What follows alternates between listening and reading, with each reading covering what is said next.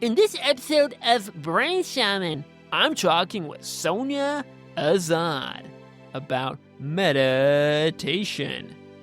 We explore Vipassana, Yoga Nidra, mindfulness, a little bit of yoga, and more. Find a comfortable spot, relax, open your mind. Let's learn how to start meditating or get a little deeper with Sonia Azad. Today, I'd like to talk about meditation and yoga, two things that are a core part of your life and your work. The conversation might go in other directions too, just as meditation and yoga don't always go as planned. First, I thought of this as two different topics, meditation and yoga, but then the more I kind of meditated on it, I'm like, wait, what exactly is the difference between meditation and yoga? So maybe you can help me with that question first. Well, thanks for having me. I really appreciate the opportunity to talk about this. It's something I've studied for a long time and am very passionate about and teach. I teach a lot of beginners too. So, if people out there are experts and go, well, that's, perhaps not the formal definition, it's because I tend to speak to lay people, people who are just dabbling in it, just starting maybe a wellness journey, or they've never thought about sort of some of the questions that you pose, or maybe, they've heard about it and want to know more. So that's the audience I'm speaking to.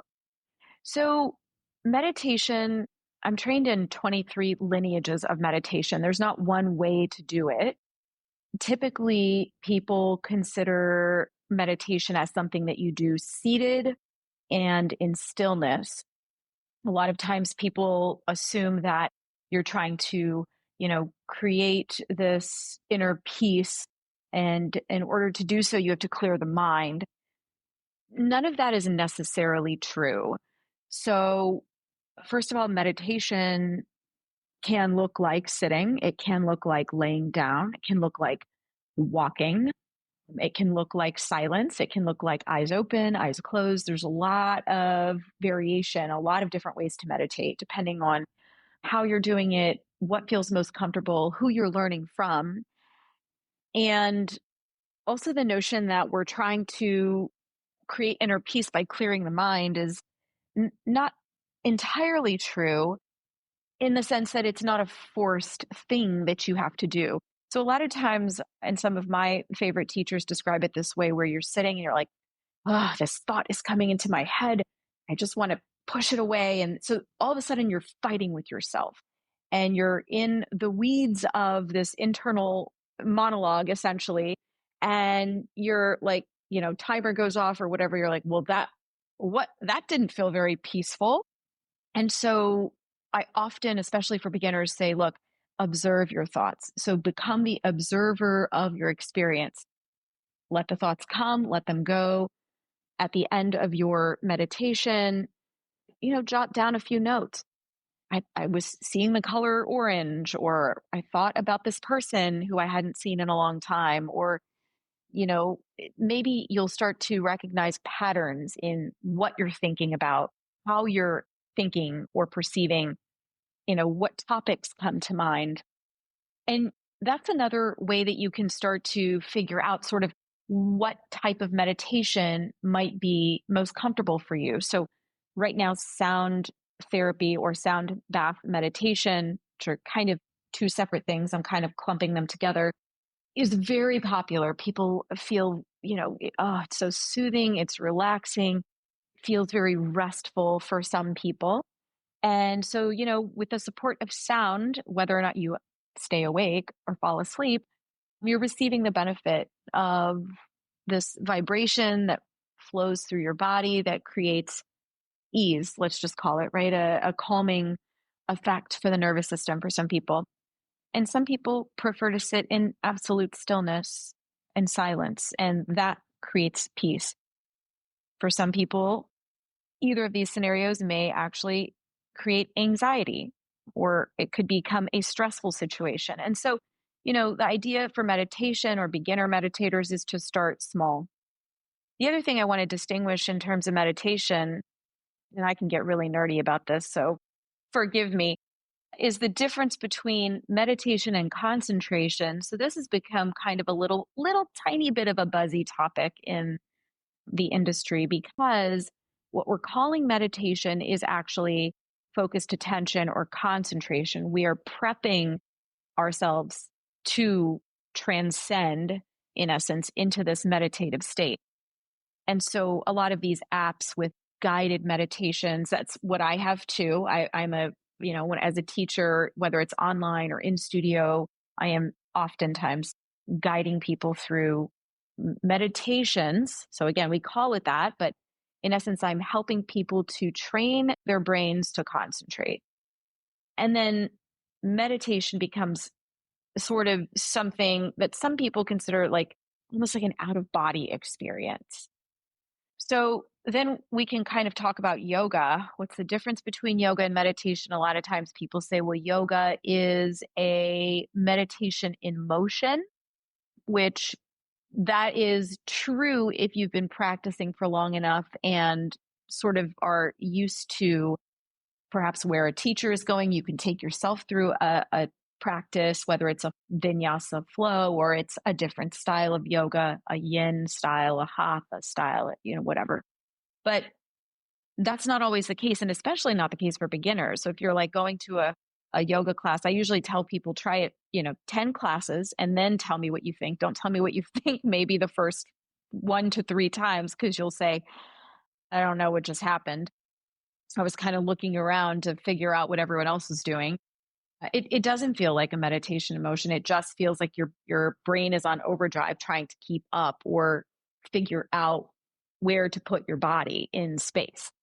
So people who've studied all of this, we know that there are 8 limbs of yoga, and meditation is just one of the limbs of yoga, this kind of overarching or umbrella term. So they kind of dovetail, right? Breath work dovetails into this, and not to entirely separate them, but they are somewhat different in terms of a practice, especially in the Western world. If you're saying like, hey, let's go to a yoga class, hey, let's go to a meditation class, or, those can mean different things to different people. Did I answer your question? Oh, it's never going to be completely answered, right? It's a big question. Yeah, sorry to throw you that big one right at the beginning. Yeah, but you caught it. I mean, you whacked it out of the ballpark. You mentioned that it's this concentration exercise. Some meditations feel like the opposite, like almost like you're opening up and relaxing and letting go. But now that you mentioned that, maybe you do concentrate on something, but either in the beginning or at some point, it seems there's sort of this lack of concentration, this unfocus that occurs whether intentionally or not. So how does this all work? What is going on? So you're shifting brainwave states over time. And what you're describing, and I assume you have like a pretty consistent practice, or do you? At times, it's off and on. Yeah, I mean, I'll do it for 6 months. I'll stop for 6 months. Yeah, comes and goes.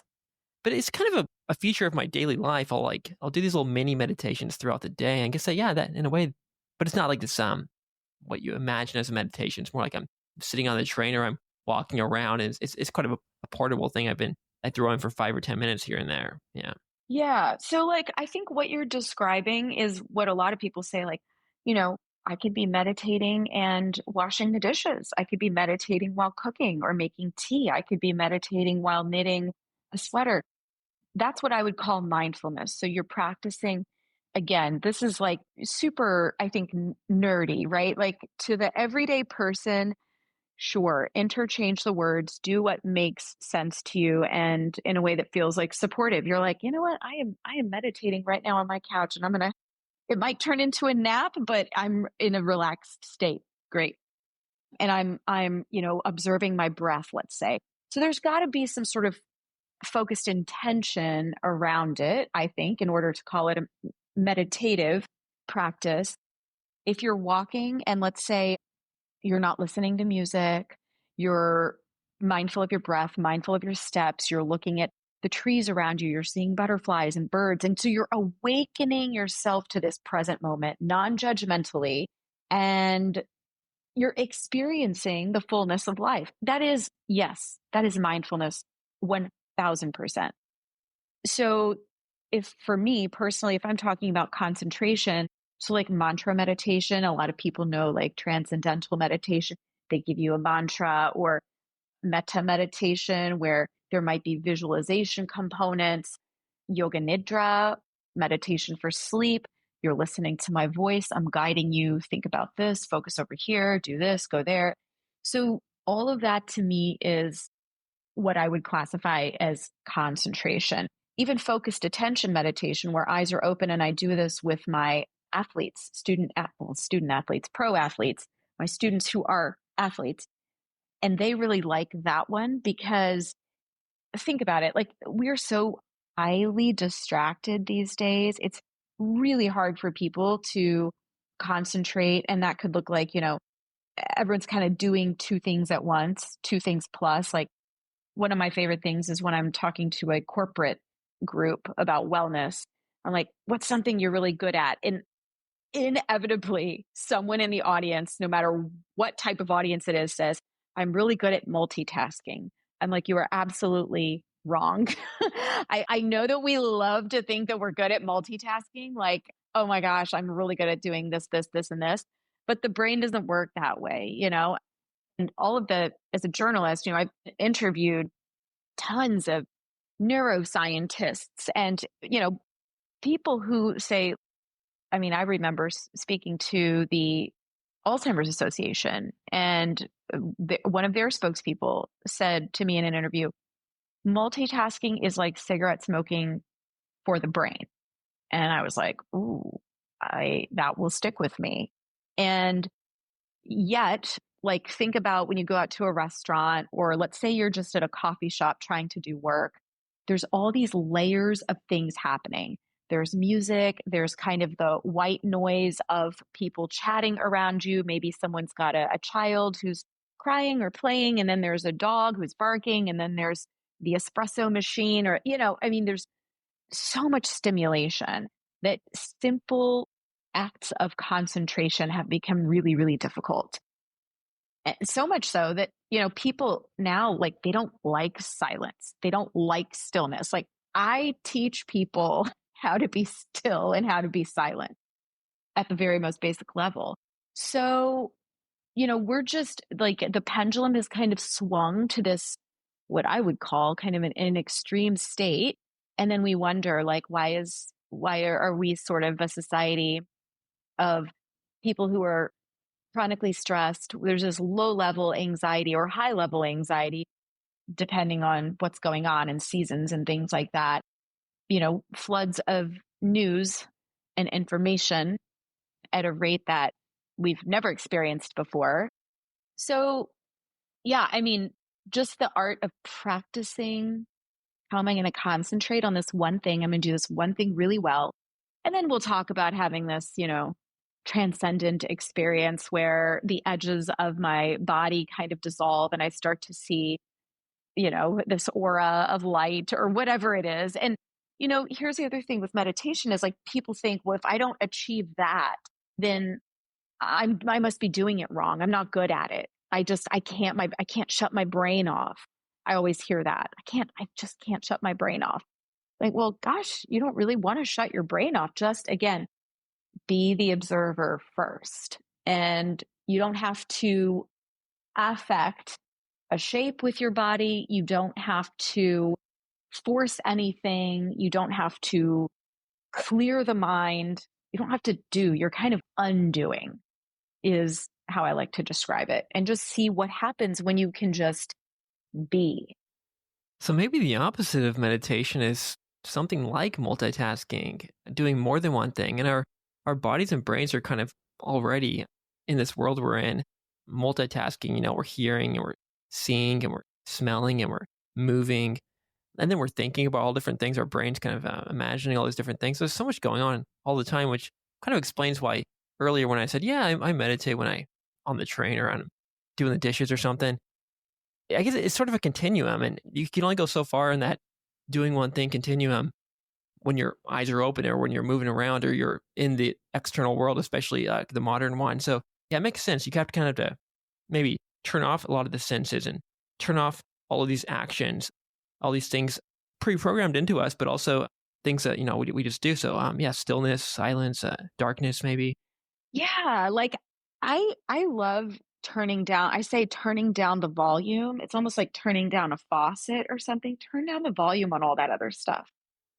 The way I started meditating, and this is like decades ago, I didn't know what I was doing. I didn't have a teacher. There were no apps and, guidance like this that at least I had access to.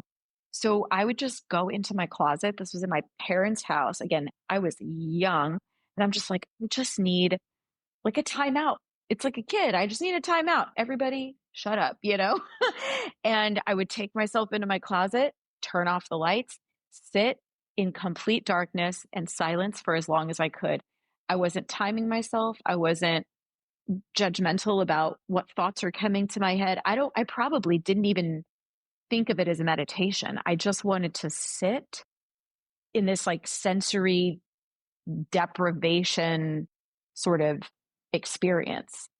And it is sort of interesting because fast forward all these years later, and I am a student and a practitioner of Vipassana meditation. So this is where, I go into these courses, 10 days, no reading, no writing, no speaking. You're in silence. You don't even make eye contact with the other people who are around you. Not even during meal times and things like that. You're in a hall together meditating, but no speaking, no communication for 10 days at a time. And they have longer courses. And I've written about this. And when my friends heard that I was going to do it the first time, they were like, "Are you crazy? I mean, that sounds no talking for 10 days." I'm like, "Oh, as a person who talks for a living, do you know what kind of a dream that sounds like? No email or phone for 10 days, no Instagram for 10 days. That's a dream for me." And so I feel like, the seed was planted a long time ago when I was into it because, yeah, I mean, don't you feel overstimulated sometimes? Just like living life? So, yeah, I think that there's a unique opportunity to balance because obviously I'm not a monk or a nun living in a cave that's just renounced everyday life, at least not yet. But there's a balance, right? Like being able to do that and then walk back into everyday life and go, how much do I really need? How much do I need to talk? How much do I need to move? How many things do I need to pile into my day or cram into my calendar? And 10 years ago, none of my friends would believe that I'd be this version of myself because they're like, "Oh my gosh, you are so busy. You're so on the move. You're so doing all of these things." People still say that to me. I think that's based on a perception, but I have slowed down the rate at which I move a lot. And I attribute that to meditation. As a result, what I do is intentional. How much I speak or what I say is also a reflection of being more intentional. And I'm a lot more peaceful to be around for other people too. Yeah, you're moving slower and you're doing fewer things, but actually it looks like you're moving faster and doing more things. That's interesting. Talk more about the retreats. You talked about these Vipassana meditation retreats. There's something I've been meaning to do too, but just, how do you get 10 days off at this time of year and that and that. And I know there's a website. I use is it dhamma.org? Mm-hmm, mm-hmm. Yeah, I use that and they're free. I guess they're donation based or whatever. They've got 2 centers here in Japan, one in Chiba, one in Kyoto. They've got like 20 in the US, I think. They're all over the world. I've never done it yet, but I'm like, dude, that would be perfect. Yeah, talk more about what's going on with that, the things that you remove in your life. You mentioned some of them, but yeah, dig in a little deeper there and then talk more about how it influenced your life outside of the meditation center. Sure. So I have a whole article that I wrote on this and then a blog. So I've done it twice. I've completed 2 courses, but I was introduced to Vipassana and the idea of it like 10 years ago ish. A guy I was dating was doing it, and he was a meditation and yoga teacher. This was on the East Coast at the time, and he and his friends were all into it. And I remember listening to them talk, and I was like, "Oh gosh, that sounds awful. Like, I was one of those people who was, oh, why would you want to do that? That sounds like torture. But again, this was during a time when I was a TV news anchor, right? So to be untethered from, oh my gosh, how will I know what's happening in the world? How will the world know that I exist? We have stepped into this time where if I'm not online, people are like, "Are you okay? Is everything okay? Where'd you go? What's happening?" Just checking in, which is really sweet and thoughtful, but also it's kind of weird. We didn't used to know so much about each other's daily movements. So I was just like, "Oh gosh, that sounds terrible," until I was really ready to embrace it. And I just remember, Michael, it was a feeling like many of the sort of shifts in my life where I've gone a different direction than I maybe thought that I would have. I'm not really basing it on intellect. It's just like, I feel like I want to do this now. Why? I don't know, but like, why not? And I had already been teaching yoga for quite some time. I'd been practicing yoga, I'd been practicing meditation, different types. I took a meditation teacher training. It was a full 200-hour training. And my intention was to do Vipassana the first time, probably around 2019 is when I was ready for it. And then, of course, COVID hit. So all the centers closed in 2020. And then the wait lists were so long. And when I told people that there were wait lists for these things, you mentioned, I mean, there's tons of centers all over the world. And people were like, there's wait lists, like people are wanting to do this. Yeah, absolutely. There are wait lists. Oh, yeah, they get booked up so quickly. Just to put in your calendar, like I have it in my calendar, October 20 something, literally this year. Yeah. That's when I have to log into the system or whatever and book it. Because if I don't book it that day, I can't do it. Yeah. Yeah. It's wild because they only accept, depending on the size of the center, they only accept so many men and so many women because you're separated so that there's no distraction. Essentially, you're eliminating that type of distraction. You've got to dress modestly, everyone. There's no tank tops, there's no shorts or anything like that. There's no working out. People say, like, oh, can you do yoga? I mean, in theory, you can do whatever in your room, right? You have a private room because so that there's no talking or there's no temptation to talk. But, to me, I'm like, look, if I'm committing to this experience, like just go all the way, right? Like why? And truly, you, at least I can't speak for everyone. My experience is I don't really feel like working out. I am so inside my body that I'm not like, oh, I have so much energy. Let me go run 5 miles no, there's nothing like that. People may think that you become really antsy over time. And I think I say this in the articles I've written. This may not be for everyone. So let me put that disclaimer out there. Depending on what medications you're on, depending on your interpersonal relationships at the time, et cetera, et cetera. But in my experience, I didn't get more antsy. I became over time more settled than ever. And what happens for me is that there's like an unlocking of this freedom internally. And I have nothing, right? So without your phone, without your, you know, pen or a piece of paper or a notebook, without many clothes, because I just wear the same clothes, you have whatever, 5 outfits and you keep rotating. I mean, you really are living quite simply. You eat 2 meals a day. Those are at specific times. You really don't eat beyond 5 p.m. other than like they might have a ginger tea and, some fruit. Yet it is the most liberating experience I have ever felt from the inside out because you're not attached to money. You mentioned this experience is free. Yes. As a first time student, you don't pay anything. But as a returning student or participant, or if you've experienced Vipassana and you feel compelled to donate, and it is such a moving experience, it's like you can't, once you've gone, you're like, I get it. But the idea is that these centers are run based off of the generosity of people who've come before you. And it's rooted in, I'm helping someone else to experience peace or to take steps toward true happiness and liberation.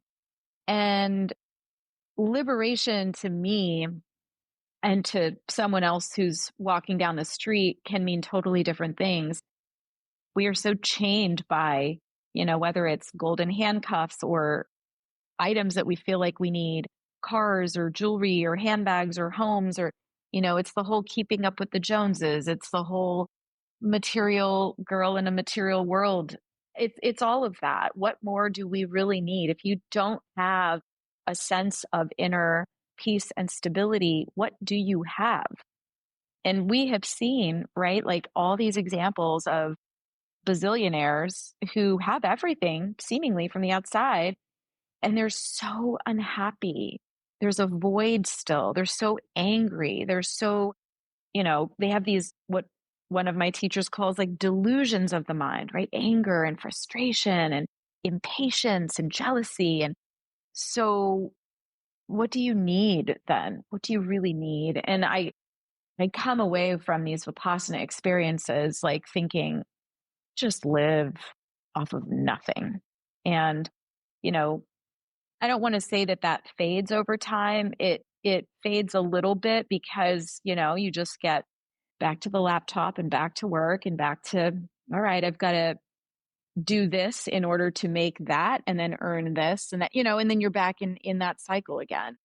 But I find myself craving that silence and going back. And my intention is to do one a year. So I did one my last one was August. And I've done this twice at two different centers in Texas. And yeah, I don't know where I'm going to go the third time, but I just love it. I love it. Yeah. Without all that stuff and things you could do, what is left? Or another way to phrase this question is, if meditation is a concentration exercise, during such retreats, what are you concentrating on? What is there to concentrate on? Great question. Okay, so in Vipassana meditation, we have instructions that are on video because the founder, the guy who essentially brought Vipassana to the Western world, Goenka, is no longer earthside, but he had the idea, brilliant, to record his teachings in basically this 10-day course. And so everyone's getting the same instruction. There's no deviation. You could go to a course, in Texas or in Kyoto, and you're getting the same exact instruction. I won't say the same exact experience because I think the experience is unique to the person. But the idea is that we spend 3 days focusing on our breath first. And there's very specific instruction around that. So you have a very strict schedule. You wake up, there's a meditation, there's breakfast in silence. Then there's, maybe a break, and then there's meditation, and then there's lunch, and then there's a break, and then there's meditation. So you're meditating several times a day.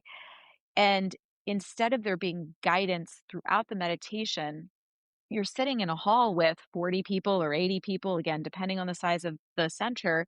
And once the instruction is kind of through at the beginning, you're focusing either on your breath, and then you get deeper into the sort of layers that you alluded to at the beginning of our conversation, sensations of the body. So almost like a body scan, what sensations are coming up for you? Where?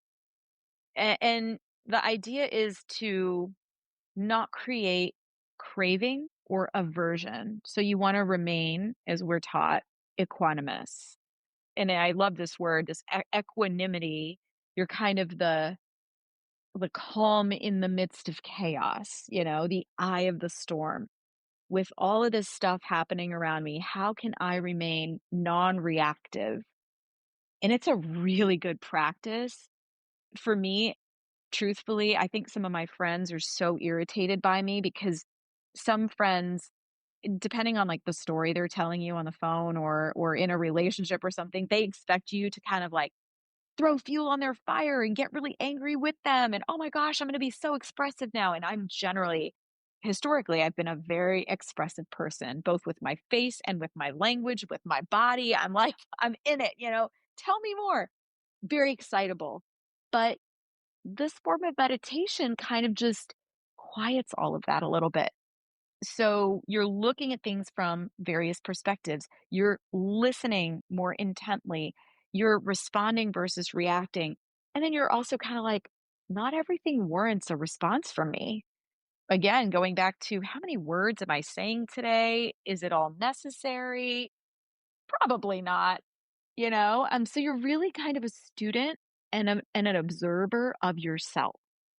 To some people, this might sound quite selfish, but my argument is as a student of myself, I become a better friend, a better partner, a better sister, a better daughter, even if that means I'm more direct with you, even if that means I am holding boundaries that are different from how they felt or looked before, right? So you're pulling from a different part of you that I feel is a little bit deeper, not better. I'm not saying this is better or worse or, deeper, like more authentic than the surface kind of what we see and get from people day to day. Like, in the American culture, hey, how you doing? Like passing someone in an elevator. Good. How are you? Good. How are you? Good. Okay. Good. Everybody's good. Okay. Just keep going. Are you good? And, so then how can we be a little more authentic, not to energetically vomit all over people, but also to be like, yeah, I'm feeling peaceful. I'm feeling frustrated. I'm feeling a little bit of a lack of focus, honestly, but I'm sure maybe it's just the weather. It'll come back, whatever. Like just be a little bit more intentional, have more meaning behind what you're saying, the interactions and the connections that we have, which to me is everything. It's like you're stripping away all these unnecessary layers in communication. We were talking about multitasking before, and it seems like when we talk to people, we're multitasking. I guess there's other little layers that kind of melt away the more you do this, I imagine. What are some of those, or how does it change your? Talk more about how it's changed your communication with people. Yeah, I mean, like, I think there's a difference between meditating for 10 minutes each morning and which is great. I think even if someone has 5 minutes where you're just sitting in your car before a meeting or breathing, wonderful. Call that a meditation, call that a win, do it. It's better than not doing it. But to sit for 6, 8, 10 hours a day over 10 days, like you are getting into thoughts and we haven't even touched on this, but dreams. My first experience with Vipassana, I was having nightmares. I was having this sensation that the left side of my body was on fire after sitting for certain periods of time. I mean, I was agitated. I don't want to make it sound like it was just all bliss and joy.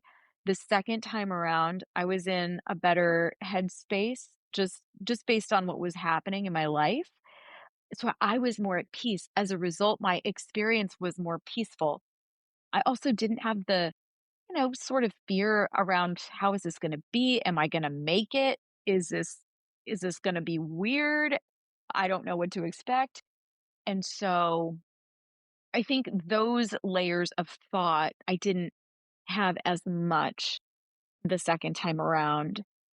But you're seeing colors, honestly, quite brighter.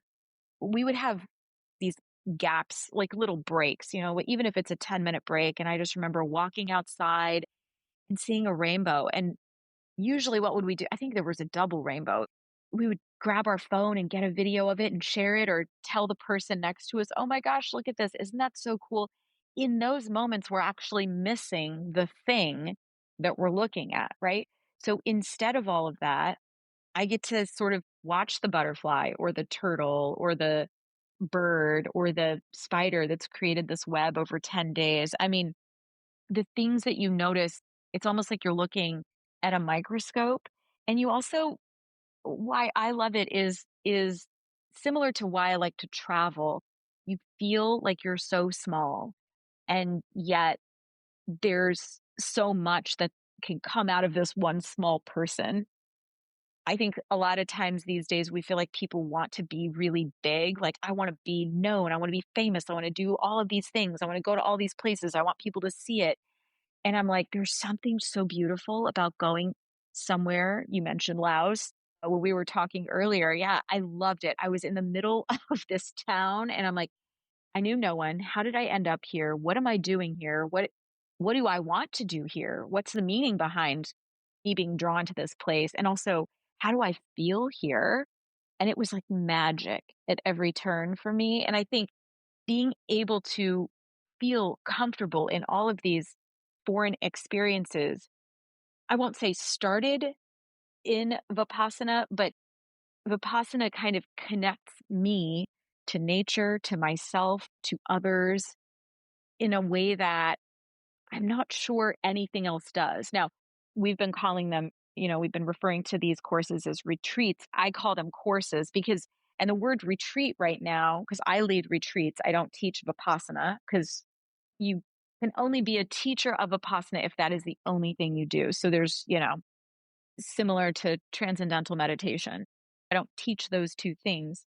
But, at my retreats, I'm basically teaching concentration so that people who are, let's say, advertising executives or wealth managers or physicians or licensed professional counselors or lawyers or whatever, they're like, I just need to kind of refocus. I need to regroup. I need to reset. Like, that's what my population wants generally.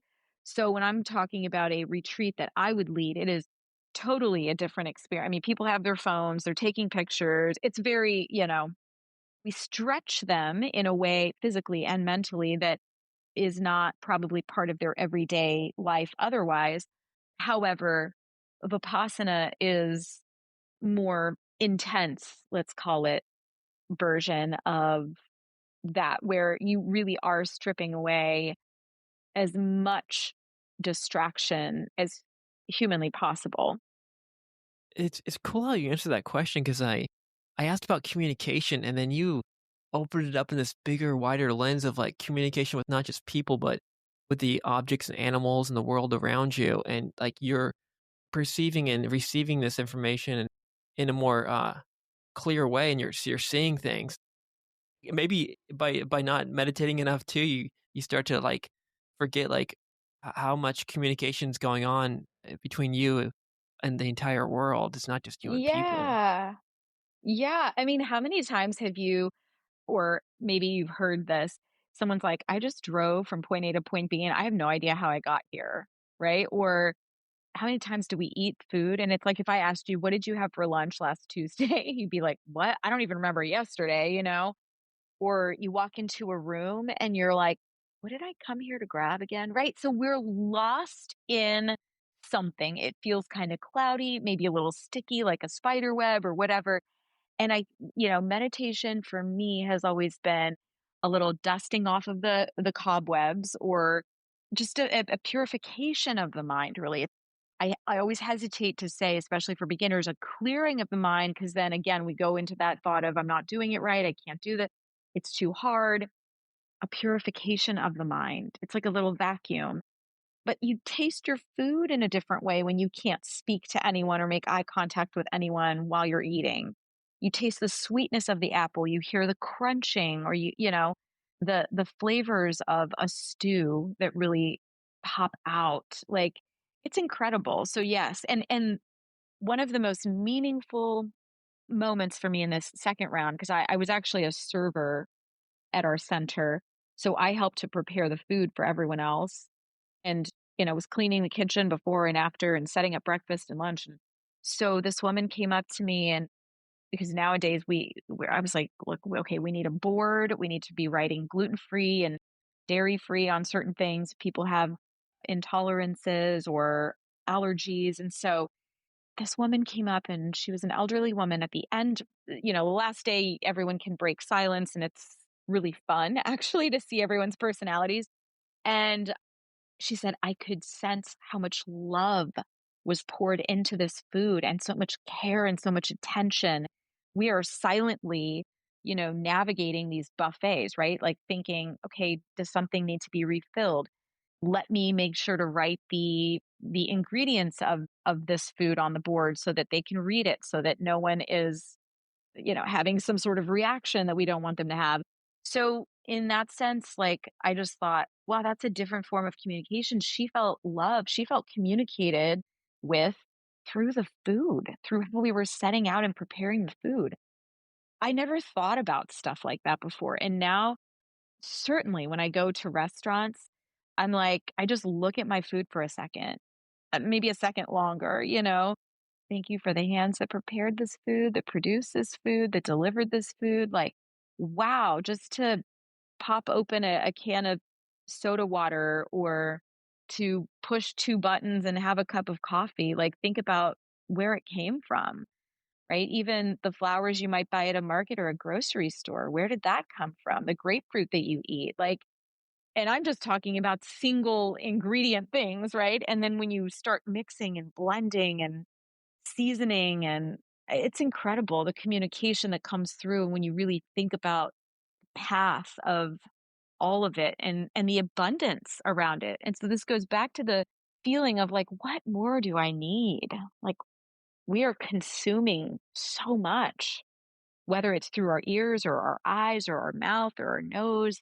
And I think for me, what meditation and yoga does is it moves that sensory experience down into the heart. And so I'm moving in a different way from a different place. And frankly, I think, kind of on a different rhythm or cadence, a lot slower. And it's a really, really beautiful experience. I hope you get to, when the time is right, I hope you get to take a course. Yeah, me too. What is happening in the brain when we meditate? You mentioned that it's going through different kind of states, and I'm sure it depends on the type of meditation too. But yeah, what's happening in the brain? Yeah, so the best way I like to describe it is like, okay, think about if we were just to stop talking right now and you're sort of gonna go into this state of meditation, right? Like I'm gonna say, Michael, okay, we're gonna just be silent for 5 minutes and meditate. Your brain is at a state where it's awake, it's concentrating, it's hearing, right? There's like, again, it's like a sensory experience. So you're thinking, you might be lingering on a thought, you might get stuck on something I said or replay it in your mind, right? So there's this kind of ping-ponging around. Over time, the brain wave state changes. And so that is what's happening even in a yoga class. So, like, we haven't talked much about yoga, but yin yoga in particular, I did a certification that was specific to yin yoga. And so you allow time to be your friend, be your companion with your breath. And these two things in concert allows for the brainwave state for everything to kind of melt away, to slow down, to relax. You might hear people say, you move out of this sympathetic nervous system or fight or flight mode, which a lot of people are in fight or flight mode without even recognizing it, and into the parasympathetic nervous system, rest and digest, where you can begin to heal. So healing can't happen if we're in fight or flight, right? Like it just those two things don't go together. So we have to calm the nervous system. We have to relax. I'm just going to use that, it's a very basic word, but in essence that's what we're doing. We're relaxing the brain, the body in order to achieve like the next thing and the next thing and the next thing, which is simply a state of relaxation, a state of calm, a state of peace. And internally, almost like it's like your heart transforms like in a catalytic converter. And I am not a car. I should not even be saying this. like, but there's a part in it that transforms, right? It's like a transformer. So think about this transformation happening in your heart. And then when you arise from meditation, you're experiencing your life and then communicating in all the relationships with other people, interactions, connections around you in a totally different way. So that's a product of several things, right? So time, as I mentioned, and training your brain. So there's this concept of neuroplasticity, which I know that you've had other people on your podcast who've talked about neuroplasticity, but being able to train your brain to move down a different path in essence, right? This is a great and sort of simple example, but my phone rings and I see that my boss is calling me and I go, oh, what does she want again? Oh, great. Here we go. This is going to be bad. We train our brains to kind of have that reaction, but with time and intention and sort of the idea or the possibility that like maybe my boss is calling for a different reason. Maybe she's calling to say, hey, you did a great job today. Hey, I really appreciated that extra project you took on. Hey, why don't we grab lunch? Hey, like let me, you won an award, whatever it is. Right. So that gap in thoughts, the part where we begin to heal, the part where we begin to change how we think, change our perceptions of, how do we think that other people are seeing us? Some people think, oh gosh, like they're judging me. No, they're probably not judging you. They're not even thinking about you, right? Like, but why do we're so entangled in our own thoughts? So this is what starts to happen. We begin to create some space, to create the opportunity to think differently, to respond differently. You know what? Instead of honking the horn, I'm just going to let this person go. I am going to give this person the benefit of the doubt that maybe they're in a hurry. Maybe they are late for an interview. Maybe they are late to pick up their kid. Maybe there's an emergency and someone's sick. Who knows? And does it matter? No, just let them go. You can take the easy route. And maybe easeful is a better word for it because it's not always easy. Because sometimes it feels like, well, why do I have to take the higher road all the time? Well, someone's got to. And, this kind of loops back to purpose. Why are we even here? And if we are having this conversation, we're here for perhaps a different reason than someone else. I mean, this podcast, the name of your brain shaman, I was like, oh, I have to respond to him. I never respond to people on LinkedIn, but I saw it and I was like, oh, this is something I'm interested in. I'm intrigued. Who is this person? What is this? Right. So we we begin to think differently, we begin to transform, we begin to create different habits, we begin to open ourselves in a different way, and all of these components create or allow, maybe that's already existing within us, right? That's what I think, but it allows it to come out more. And that's what people feel, is they feel the goodness of you and the wholeness of you instead of kind of what's left of you, the rest of you. Like, if you're like, "God, I have nothing left to give people." And that is a byproduct of the time and the space and the energy and the love and the attention and the care and the support that you are giving yourself. You pour into yourself, and as a result, you have more to share, to offer, to give others. Yeah, I guess it's like during these Vipassana courses, you can't distract yourself with all these important things. Then you have to be like, oh, what is my life about? What am I even doing? Like in my everyday life, I'll read too many books. I'll have these podcasts I have to listen to. I have to make this podcast. There's things I think I have to do, and like, this is what my life is about. And then like you can't do those things anymore, and you're like, why am I even alive? And then you have to come up with an answer because like you are alive. So I don't know, like what answer did you come up with for you? That, again, fantastic question, because I wrote about this too. It was a huge aha moment for me. And as I mentioned, I was a newscaster for about 20 years. I covered everything: politics, crime, immigration, law, health, and healthcare most recently. And the whole time I'm practicing yoga and meditation, and I started teaching about 10 years ago. So this last Vipassana, the message I received was that I am here. My purpose is to be of service.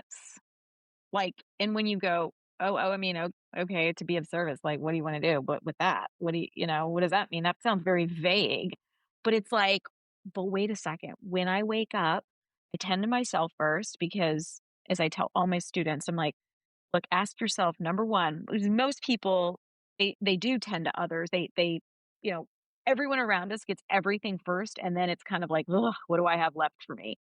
So it's like, what do I desire from this day? Not just what does this day require from me? So, meaning don't just go down your to do list and then that's it. Like, what do I really? I would love to have lunch with my friend today. I would love to have a meaningful conversation. I would love to get a workout in. I would love to buy some flowers for my house. I would love to, like, whatever it is, something beautiful and kind for yourself.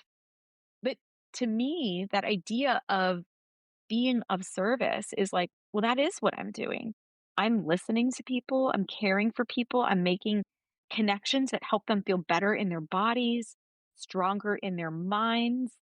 I'm offering them compassion and empathy. I'm connecting them with resources that will help to make them live healthier lives, right? So, like, think of your contributions and your impact. And I've been asked before on other interviews, like, about legacy or what you want to leave behind. And I'm like, I don't think you will ever see a yoga mat that's like branded with Sonia Azad's yoga mat, right? So I don't have a thing that will be the thing I'm known for. I think the thing that stands out to me that I'd love to be known for is when I think back, even in this last 2 years since I've branched off and started my own business, is like the lives I've changed, because then there's a domino effect and it's so clear. This woman starts to believe in herself and then she loses 70 pounds and then she's hiking and skiing with her family and she's accepting of her son who is now getting married to a man, and maybe she didn't have that level of tolerance before, and she's listening and caring for the emotions of her daughter who's going through a breakup. I mean, life begins to unfold in all these different ways, and then you see how people you've helped are coping with it. That's the most beautiful thing ever, because then everyone has a different experience, and as a result, that woman's adult children have a different experience. And that's how you begin to change the world. And so for me, that's satisfaction. It brings me immense joy to know that I didn't create that change for her, but I held her hand to make her know, you're supported, you're loved, and I believe in you. And truly, Michael, like, that is sometimes the only thing people need is reassurance that someone believes in me. I can do this. And so that was my moment in Vipassana. And that's a result of, again, going from those high levels of concentration, focused attention, human brain waves, down through kind of my mind is strongly engaged beta into the state of relaxation, kind of that daydreamy state, alpha, and then deeper relaxation, theta, and then slowly we're penetrating deeper and deeper into the delta waves. So to go back to your question about the brainwave states and what's actually happening, but that transcendence, that deep sleep, that restoration, we're not getting that on a daily basis. Not everyone, and certainly not as often as we should. So this cycle is just like any other cycle that we need to kind of move through, like seasons, like days, like months. And we've kind of like driven ourselves into the ground by moving constantly louder, faster, and with all these, multi layers, multitasking. And, you know, so unraveling and undoing some of that will make way for, like, what am I actually doing here? What do I want my impact to be? And then how have I contributed just by being myself, just by living out my passion for helping people? Like, nobody cares, like, perhaps that I was on TV for 20 years, but on this mountaintop in Montana when this woman decides that she wants to change her life and she's going to do it in these ways and she's going to stick with it. She's going to hold herself accountable and change starts here. Okay. Well, now we're on to something.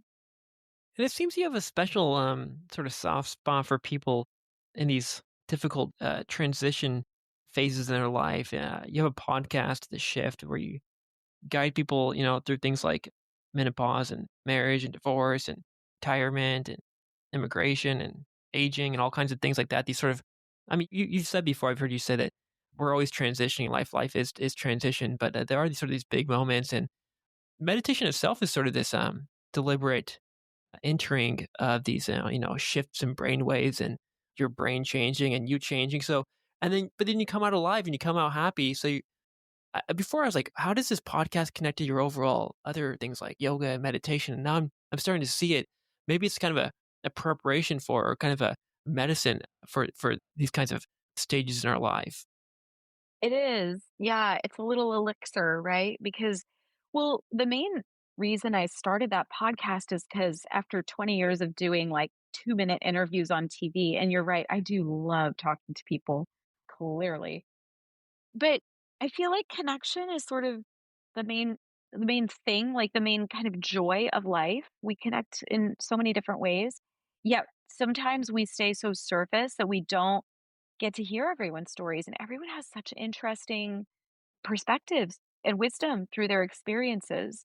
And these shifts, sort of like the older I've gotten, I notice, as a journalist, it felt like my responsibility, my duty for so long to like present, hey guys, we need to talk about this because this is important. And not many people are focused on meaningful, I'll say, content that's out there. And so yeah, it's like the more we can learn to be vulnerable and to share, to communicate, and to have dialogue about, this kind of helped me. And I thought maybe I would share in hopes that it will help someone else too. It offers this idea, this sense that I'm not alone. So people will hear these podcast episodes and they'll go, oh, okay, I'm not alone. It's good to know that even someone like this former NFL star, had this same experience, or this former NBA player, or this elite athlete, or this NFL cheerleader, or this pedestrian person who I didn't even know before this podcast. You don't have to have a big title. So, yeah, I mean, it was simply a way to connect people and their experiences. And one of my little taglines is we're all each other's teachers. And it's true. If we enter any conversation, situation with a beginner's mind, which is a pillar of mindfulness, if I enter a room knowing everything, I'm an expert, then there's no space to grow or learn, right? I'm already closing down that part of my brain. But if I enter this conversation with a beginner's mind, like, who knows where it could go? That's like fun. That's playful. That's curiosity brewing, that's like this. I, I just get excited about that. Like, who knows which way this could go? It's like a roller coaster. Or an amusement park, that feels better than a roller coaster. I'm throwing in a big one here already an hour into this conversation. But can you teach me about yoga nidra? Yeah. It's one of my favorite forms of meditation/concentration. So, I have online classes, and this is a very popular one for people, although I feel like I'm gonna take the video element off because really it's intended to just be audio. So, Yoga Nidra is a form of meditation that translates to yogic sleep. So this is ideal at the end of the day if you're one of those people who kind of like lays down to go to sleep and then all of a sudden the mind starts pinging around or buzzing around. You have this monkey mind, all this chatter. I need to do this and I forgot to do that. No, I should have done this and let me email him and da, da, da. So because finally the body is still from not moving all day and not stimulated. And so the mind is going. So Yoga Nidra offers an opportunity to concentrate on this guidance, and you go through breathing exercises. You go through visualizations. You go through sort of this rotation of consciousness, again, all guided. And it allows you to kind of stair step through some of those brainwave states. And you end up kind of hovering in that, am I awake? Am I asleep? I can kind of hear her. I'm sort of following. Wait, no, I lost it. A lot of times people just fall asleep. And I say, look, then you need the rest. It's fine. Everything's fine. But the idea behind Yoga Nidra is that 1 hour of a practice, and most of my videos or audios online are less than that, but 1 hour of that equals 4 hours of solid rest. So I say that it's ideal at the end of the day, but let's say you're a shift worker and you're like, man, I kind of want to take a nap, but I may just doze off for like 4 hours. You can kind of practice this yoga nidra and stay in that in between state and wake up, quote unquote, wake up sort of feeling refreshed. But this is a method of kind of this withdrawal of senses. Pratyahara, which is another why I mentioned the 8 limbs of yoga early on, this is one of those 8 limbs. But Yoga Nidra dates back to like 700 BC. So this is not something new, although it's becoming popular because people are trying it and they're not only enjoying it, but this is something pretty much anyone can do. I mean, I have clients who are, you know, rural Texans in the middle of nowhere, Texas, and in their 70s, and they're just stressed out. And I'm thinking of one guy who talks like this, which is why I'm talking like this now, but he loves Yoga Nidra. He is one of my biggest sort of like cheerleaders trying to get people on board. And it also involves one thing I didn't mention is it involves sankalpa, which is a word for intention. So the intention which you can set for yourself under the framework of, look, this is a guided meditation technique. You're laying down so you don't have to sit up to achieve a deep state of relaxation while remaining kind of on that verge of consciousness is all you're doing. So it can help to, reduce anxiety. It helps to manage cortisol levels. It induces restful sleep. It can help to manage immune function. So we can get very kind of granular in terms of the science, but energetically, you're kind of taking yourself on this inner exploration and feeling kind of the universe within you. You begin to sort of become open, expansive, unlimited.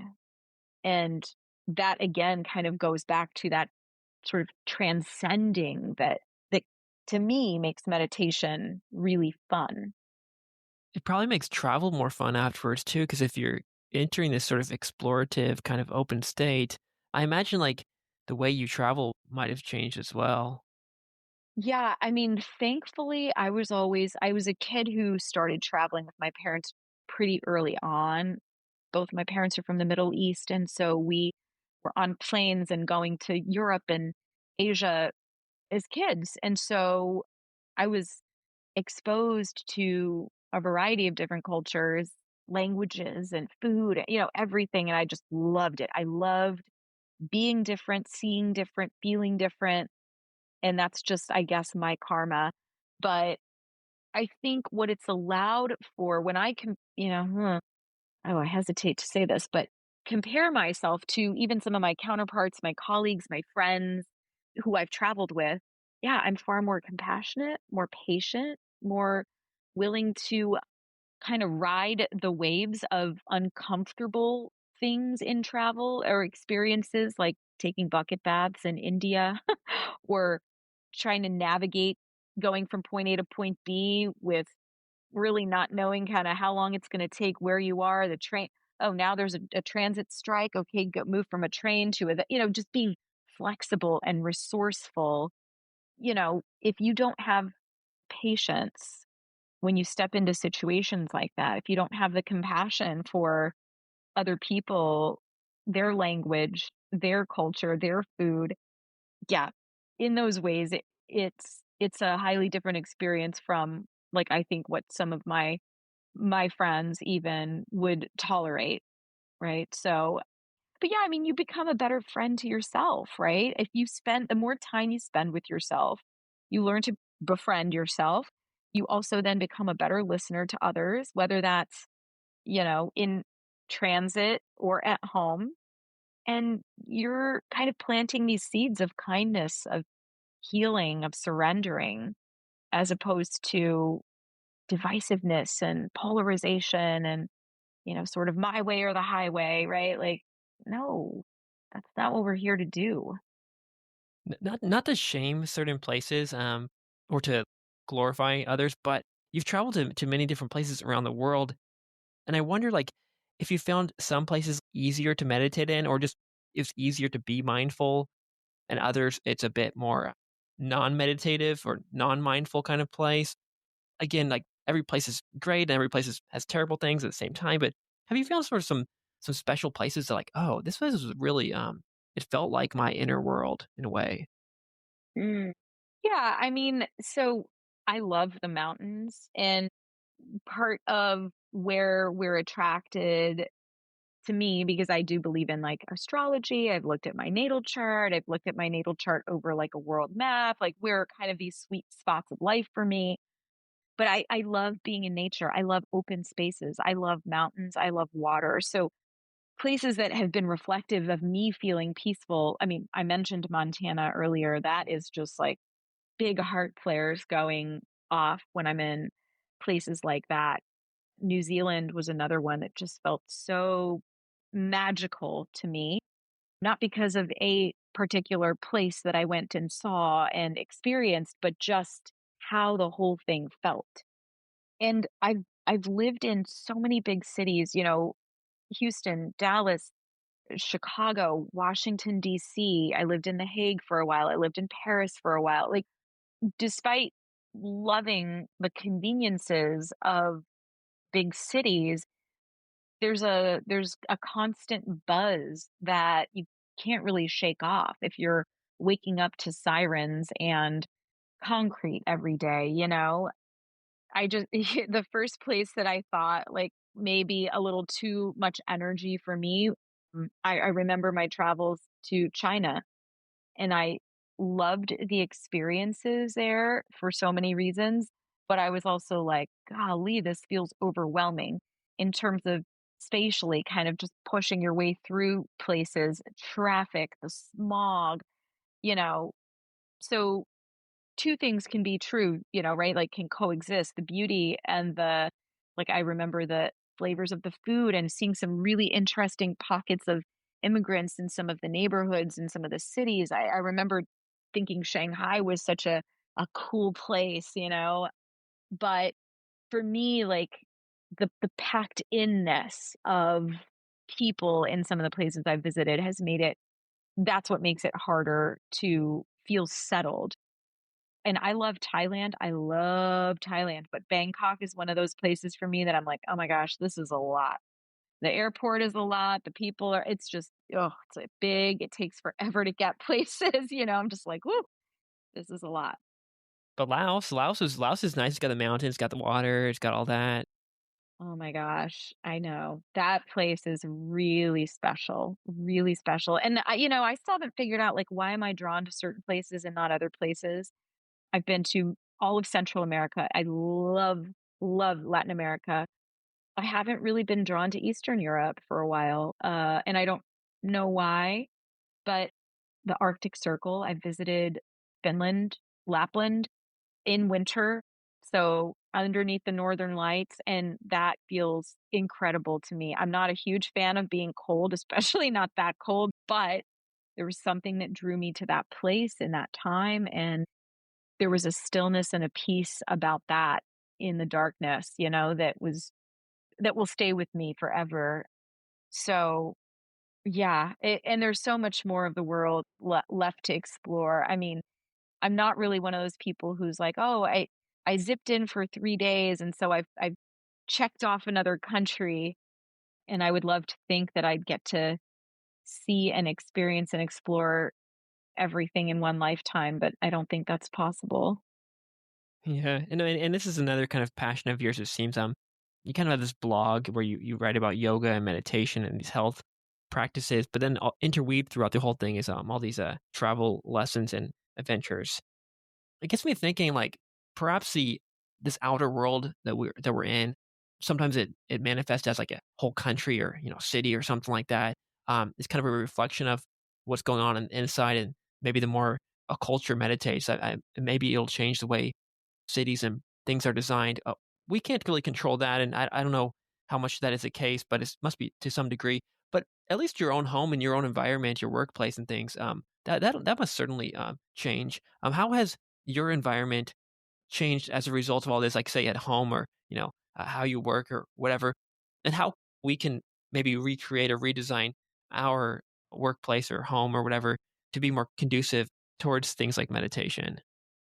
Yeah, I love this question because my space has always been kind of my sanctuary. I lovingly call my tiny apartment my Zen den. I don't have a lot of stuff, meaning I live pretty simply. I don't like a lot of clutter. I don't like a lot of appliances. I have the same set of dishes. Oh my gosh, if I told you like how long I've had these dishes, they're from IKEA. Like they've survived a lot of moves. Your one spoon and one bowl and one cup.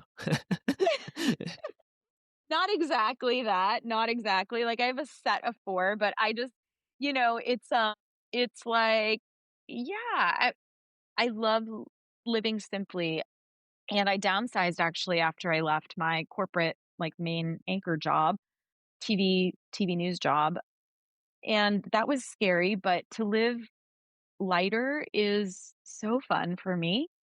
There's like less pressure to, like why do you have to have all these things in the refrigerator? There's one of me. Just eat what you need, drink what you have, and then like I'm even so simple that I use a tube of toothpaste and then like it's kind of like a one in, one out thing. Like yeah, and I know some people will buy things in bulk, and if you have multiple people in your household, I get where that's maybe a better route. But I'm like, okay, I'm this is empty. Now I'm gonna buy another one. Or these shoes don't serve me anymore. So I'm gonna donate this pair. Usually I take them on my travels, like wherever I lead my yoga retreats, I'll take a suitcase and essentially leave it there. I did this in Laos. I've done this in Cambodia. Like, and those people are so grateful to have just whatever your t-shirts and your sneakers and your swimsuits or whatever that their community in a developing world can use rather than just throwing it away here. So to simplify is kind of the point I'm getting at. It's been such a beautiful practice for me. It feels calm. It feels uncluttered or decluttered. And then I also make space for like things that I really, really, really love or want. And it doesn't happen often, I'll be honest with you. It kind of takes a lot for me to go like, I really want this thing. But something I'm looking at right now is a piece of art that I had commissioned. It's a mandala from New Zealand. I met this incredible woman while I was teaching a festival there. And I was like, I've never seen anything like this. I have to have this. And so we worked together and we meditate on the phone and she's like, what colors do you want? Like, what's coming to mind? What are you feeling and sensing? And the way this whole piece of art came together was so beautiful, but it's like something that I get to see every day. It reminds me of her. It reminds me of me. It reminds me of our creativity. It reminds me of my time in that place. And it brings me a lot of joy. So it's not like I'm depriving myself of things. It's just you begin to go like, again, what do I really need around me? I don't like a lot of chaos. And to me, clutter is chaos. It just feels like too much.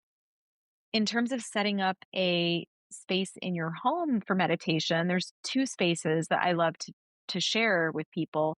The first one is actually the bathroom, and it always gets like a little bit of a chuckle, but I say, look, if you have a job where you have to like get up and take a shower, get yourself ready for work, and whether you hate work or you've got to wake up early because you have kids and you have to tend to them or you've got pets and you just sometimes people wake up and you're like, ugh, here's another day, right? So I got this advice a long time ago and I loved it. create a spa environment for your bathroom. So whether that is through shampoos or soaps or candles or, scents that are invigorating to you or calming or soothing, have a speaker in there or play music where you're like going to be either uplifted or you want something instrumental that's going to like wake you up slowly and gently as opposed to listening to, the daily political podcast or whatever. So lavender in the bathroom, greenery in the bathroom, artwork in the bathroom, things that can just honestly make you feel like you're at a spa. And that may sound quite feminine, but I think like, I don't know, I've never met a guy who doesn't like being in a spa environment. It's just like something soothing, relaxing, whatever feels good to you. That could be anything. And then also having a designated space in your house or apartment to meditate. So where do you want that space to be? I have a cushion, so that is all you need really. Sure, you can do it in your bed, you can do it on your couch, you can do it at a, kitchen table or something. I always just say have a designated place so that like this is where I meditate. It's like this is where I eat, this is where I sleep, this is where I meditate, this is where I watch TV, this is where, where I work. And my meditation space is near my window in my living room, so there's a lot of natural light coming in. A practice that I've created for myself is I buy flowers for myself, so there's always fresh flowers in the house. That's a sign of life for me. It's a sign of beauty. It makes me happy. It's nature being brought into, again, my urban environment. And then I burn incense.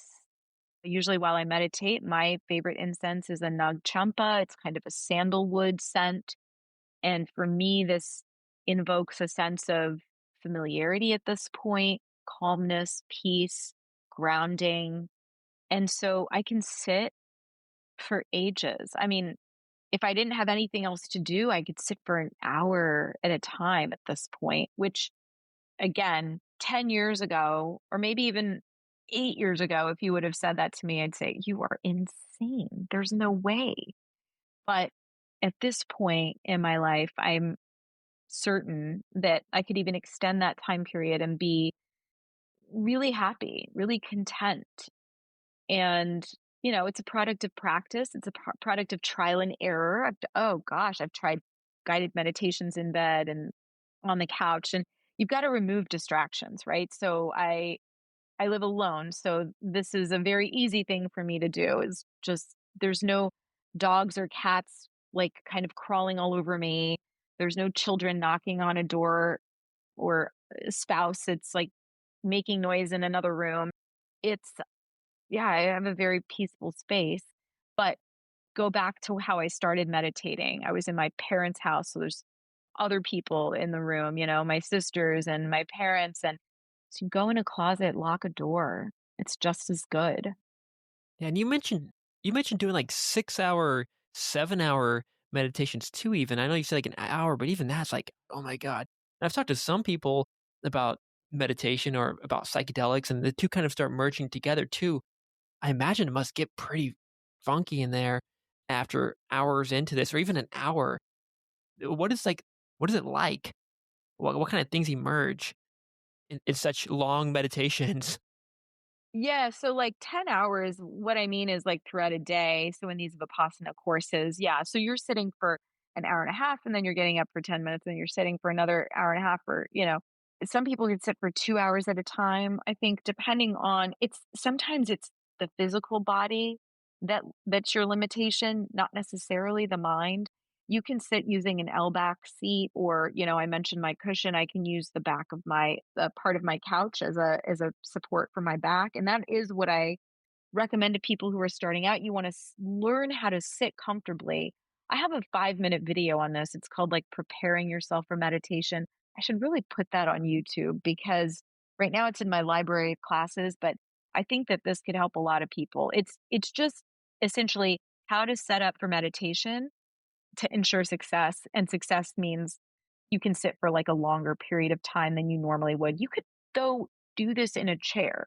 You just want to make sure that you've got proper back support if that's something that's important to you, and then also that your feet are either on the ground or that you're sitting cross-legged in a way that you're not cutting off your own circulation, creating numbness and tingling and all of that in the feet. But what starts to happen is you're just having, well, for me, right? I don't know what other people experience entirely other than when you share it. And sometimes I'm like, I don't want to know what you're experiencing because then I'm like, "Ooh, I want that." And then all of a sudden I'm craving someone else's experience, But I mean, sometimes you're seeing colors, sometimes you're seeing patterns, sometimes you're feeling your body kind of moving and then you're like, "Why am I moving? Oh my gosh, let me stop." Sometimes it's thoughts, sometimes it's sensations like I mentioned, some of my friends have started like sweating. Some people get cold. Some people just simply kind of track their breath. Some of my friends who are, kind of like me, big time anatomy nerds, I'm like, oh, let me visualize the diaphragm. I mean, just every day, every experience is different. And a lot of it has to do with sort of the state of your mind at the time, the state of your life at the time. If you're a person who is grieving something, I mean, you're maybe not going to have this type of experience, right? Because you're thinking and feeling in a different way than someone who is at peace. So, leave space for like honoring what's happening in your life if you're listening to this and going like, "Well, I want that." And I always recommend writing down or keeping a journal so that you can jot down, like, it doesn't have to be complete sentences. It doesn't have to be some 7-page journal entry, but like after each little meditation session, even if it's just 10 minutes, like, concentration was good today, or like, oh, I keep thinking about this ex-boyfriend, notice the patterns of your thoughts because there's a lot to learn about just how you're thinking, who you're thinking about, what's a recurring thought. I think science has kind of shown us we have something like 80,000 thoughts per day. It might be 60,000, but I think that's dated at this point. We have a lot more thoughts per day than we used to have. And I feel like we just kept kind of keeps getting more and more and more and growing, growing, growing. Maybe 5 years ago it was 65,000 thoughts. So that's still a lot. And compare that to maybe people 50 years ago, you're probably not thinking that much because you don't have that much of a flow of information coming at you. Regardless, 60 to 80,000 thoughts per day, a majority of which are negative and a majority of which are repetitive. So if you find yourself thinking about the same things every day, you're kind of stuck in what I would call the ordinary. How do we move from the ordinary to the extraordinary? By doing different things. You want to make change, you've got to change something, right? So, like, buying flowers to put in your house might be a $12 investment every couple of weeks, or, depending on where you live, might be more, might be less, but notice how that changes or shapes your thoughts. Notice how sitting in front of light changes your experience. You know what I mean? Yeah, maybe like bringing some novelty into our environment or our life that can kind of rattle things up or wake things up or, show us something. Yeah, awakening the senses. Incense is a beautiful, I think, way to evoke some interesting emotions, thoughts, feelings.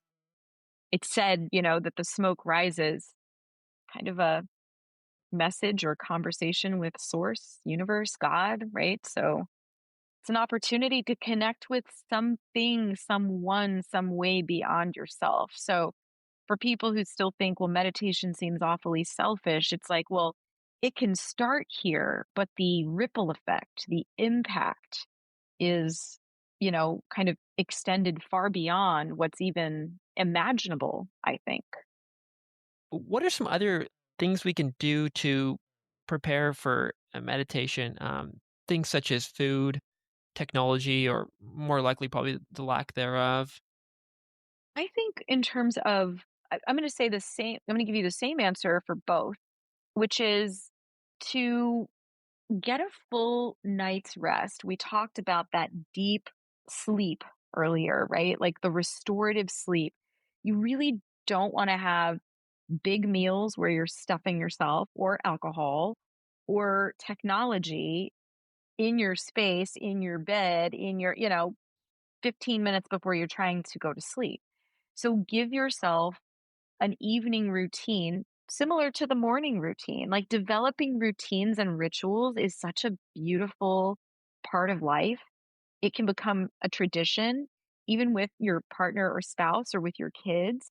I mean, you may have a routine currently, but is there anything like fun about it? Is there anything enjoyable or pleasurable about it? Or is it just pop up and go enforced? So, yeah, I mean, in terms of food and technology specifically, set it down in a way, you know, if an hour is too much for you, if you're like, oh God, I'm never going to do that, then start with 15 minutes, 30 minutes.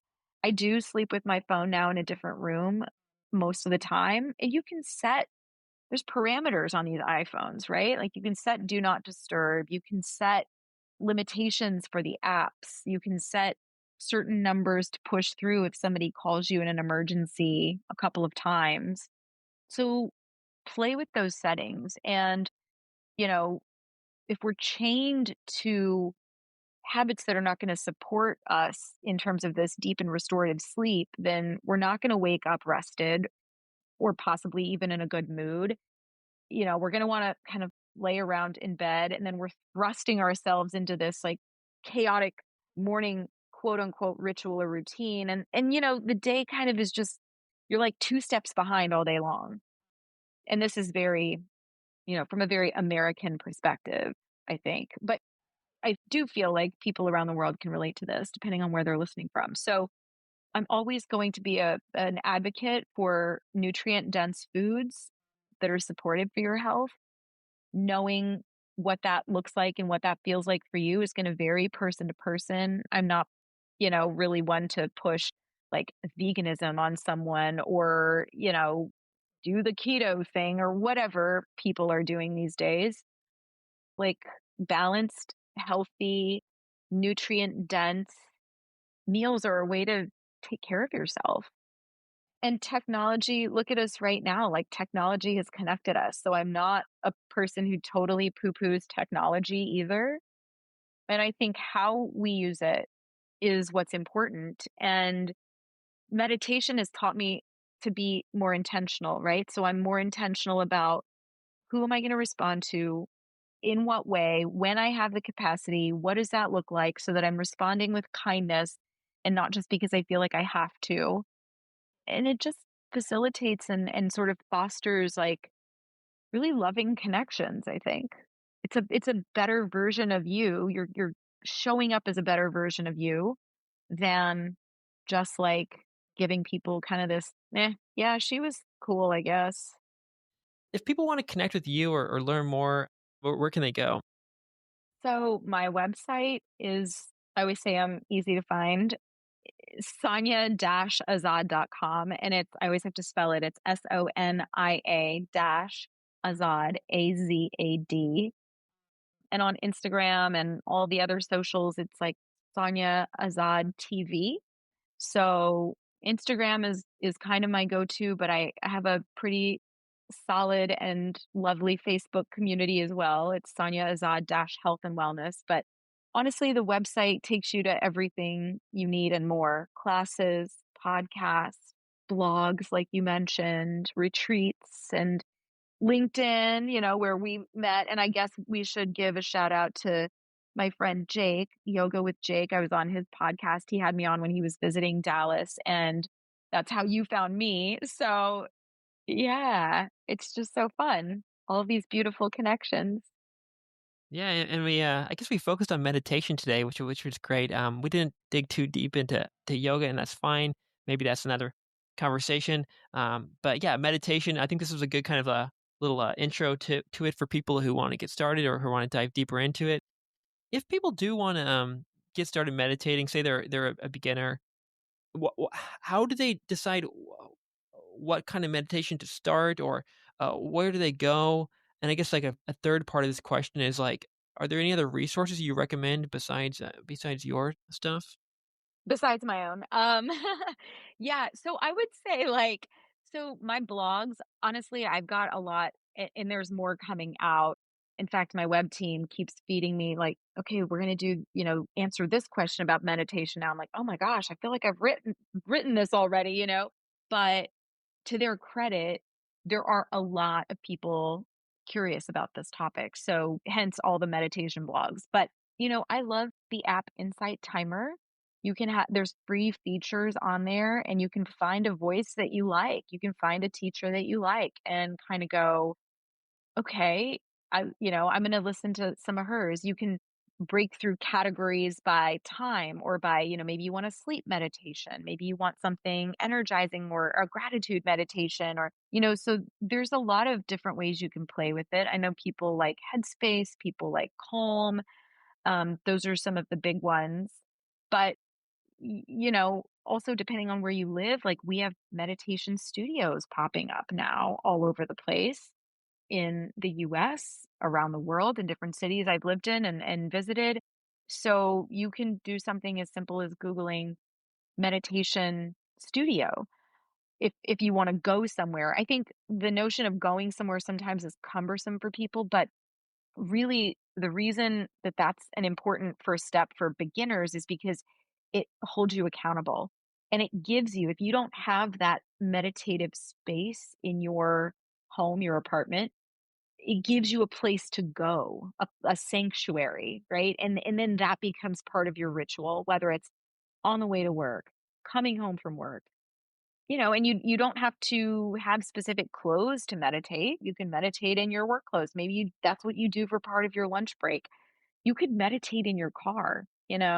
So those are some of the apps and some of the ideas that I would offer.